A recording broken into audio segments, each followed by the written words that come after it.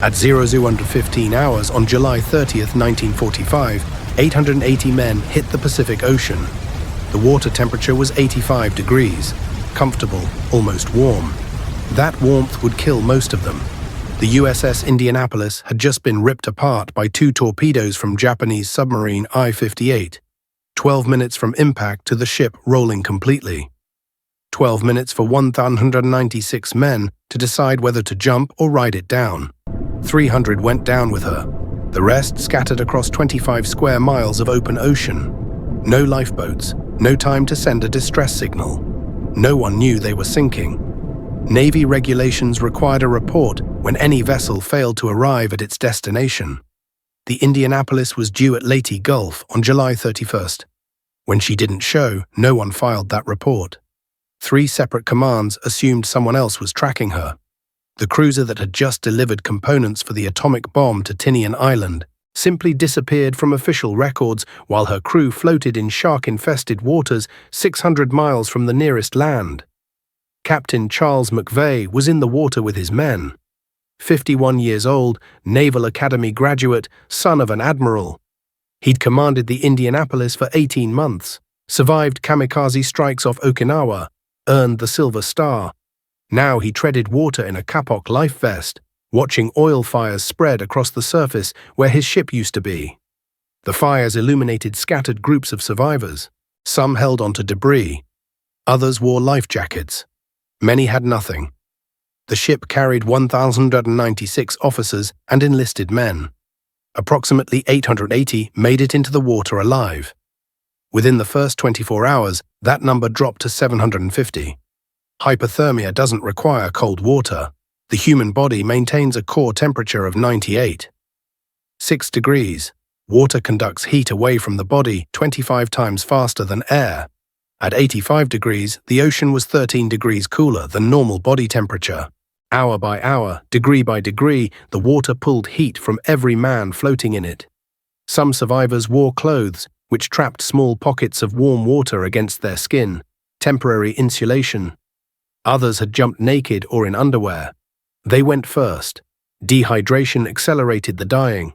Salt water surrounded them. Drinking it would kill faster than thirst. The human kidney can process salt, but only to a concentration of 2%.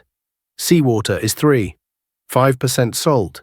Every swallow of ocean water requires the kidneys to pull fresh water from body tissues to dilute and process the salt load. Drinking seawater causes net water loss. It also causes hallucinations. By the second day, men started seeing things, islands on the horizon, ships coming to rescue them. Fresh water just below the surface, some dove down to get it and didn't come back up. Others swam toward imaginary land until exhaustion took them. The strong swimmers lasted longer, which meant they suffered longer. The sharks arrived on day 2. Oceanic whitetips, 10 feet long, 300-pound predators that hunt in open water. They're not the largest sharks, but they're among the most aggressive. They investigate anything floating. They prefer dying prey to healthy prey. In 25 square miles of scattered survivors, they had hundreds of targets showing signs of distress. The attacks followed a pattern. A bump first, the shark testing whether the object was food. Then a second pass, closer. Then the bite. The sharks targeted individuals who'd separated from groups, who'd stopped moving, who were bleeding from injuries sustained. When the ship exploded, the men learned quickly, stay in groups, keep moving, make noise. But exhaustion made movement harder hour by hour. Survival groups formed naturally. Officers took command of clusters of 20, 30, sometimes 50 men.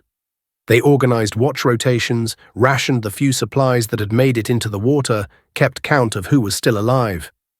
Dr. Lewis Haynes, the ship's senior medical officer, treaded water while treating injuries.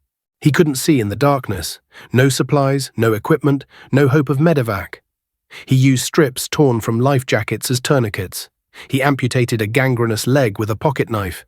He watched men die from wounds that would have been survivable on land. The Navy search protocols were clear. Any vessel that failed to report on schedule triggered an immediate investigation. But the Indianapolis fell through multiple failures. The port director at Leyte Gulf assumed she'd been diverted to another mission. Naval headquarters in the Philippines assumed she was still at sea on original orders. The Marianas Command that had dispatched her assumed the Philippines Command was tracking her.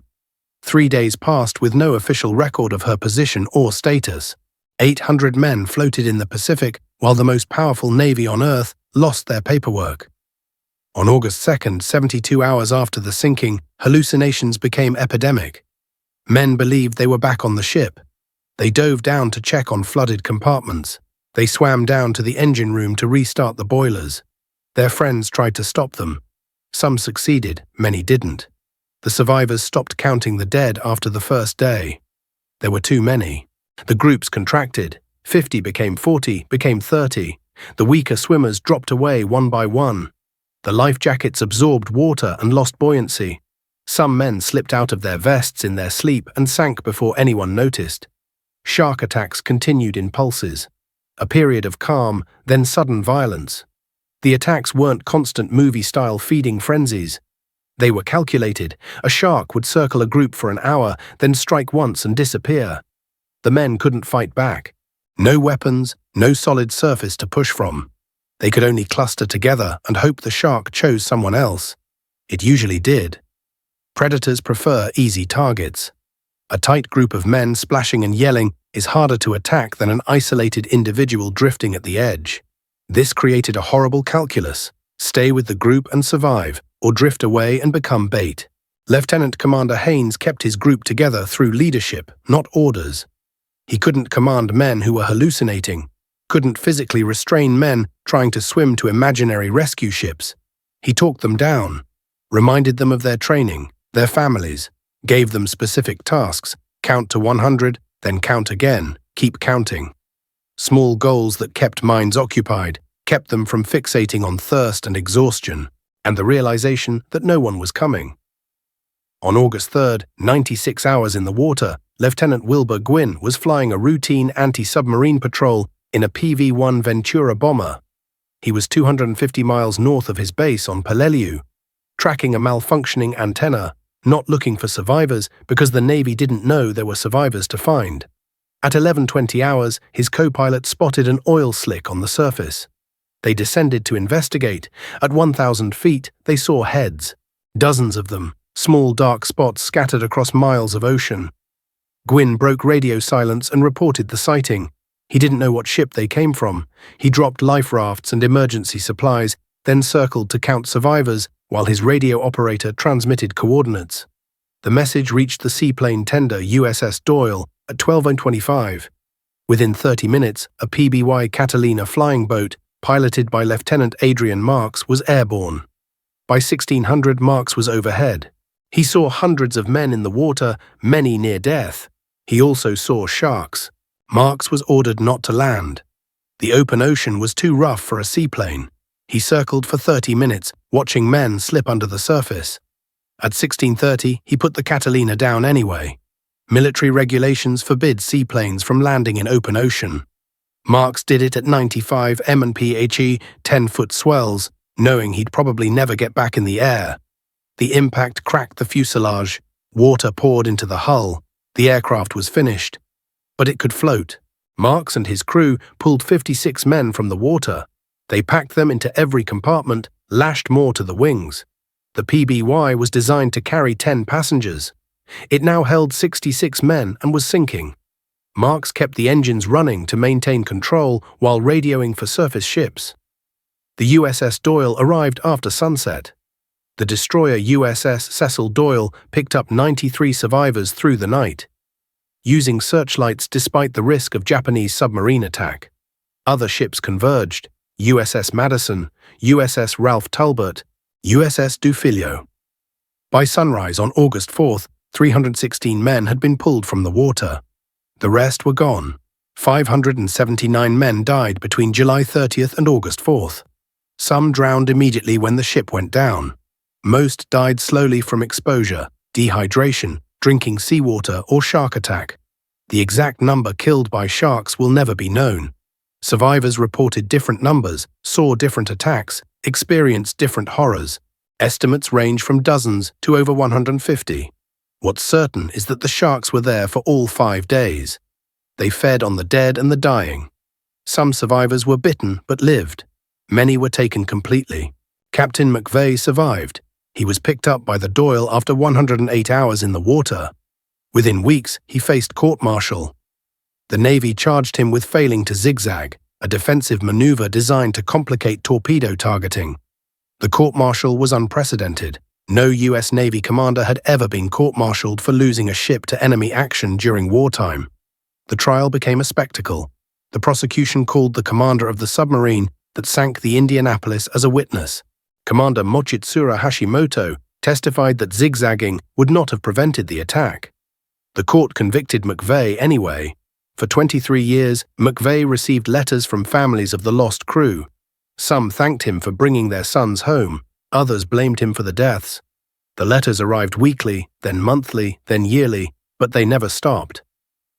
On November 6, 1968, Charles McVeigh put on his Navy uniform, walked into his backyard in Litchfield, Connecticut, and shot himself with his service revolver. He was 70 years old. The survivors fought for McVeigh's exoneration for decades. In 1996, 11-year-old Hunter Scott researched the Indianapolis for a school project. His investigation uncovered classified documents proving the Navy knew the waters were dangerous, knew a Japanese submarine was operating in the area, and failed to inform McVeigh or route the ship safely. Scott's research became a national campaign. In 2000, President Clinton signed a resolution exonerating Captain McVeigh. The Navy apologized. It was 55 years too late. The wreckage of USS Indianapolis was found on August 19, 2017, by a civilian research expedition led by Paul Allen. The ship rests 18,000 feet down in the Philippine Sea, approximately 300 miles south of where she was hit. Her bow is intact. The torpedo damage is clearly visible. Marine life has colonized the hull. The human remains are gone, dissolved decades ago by pressure and salt and time. 316 men survived. As of 2024, fewer than 10 remained alive. They're all in their 90s now. Some still give interviews, some never spoke about it. Some dreamed about the water every night for 70 years and woke up thinking they were still floating. The ocean doesn't care who you are, what you've done, how brave you were. It just takes your heat degree by degree until there's nothing left. The Indianapolis delivered the components for Little Boy to Tinian Island on July 26, 1945. The bomb dropped on Hiroshima 10 days later. The ship that enabled the weapon that ended the war was destroyed before anyone knew if the weapon would work. Her crew paid the price for that mission without knowing what it would accomplish. They died in the dark, carrying a secret they'd been ordered not to reveal. The Navy learned from the disaster. Communication protocols were overhauled. Distress signal procedures were strengthened. Search and rescue response times were reduced. Ships traveling alone were given higher priority tracking. The Indianapolis was the last major U.S. Navy vessel lost in World War II. The lessons cost 879 lives.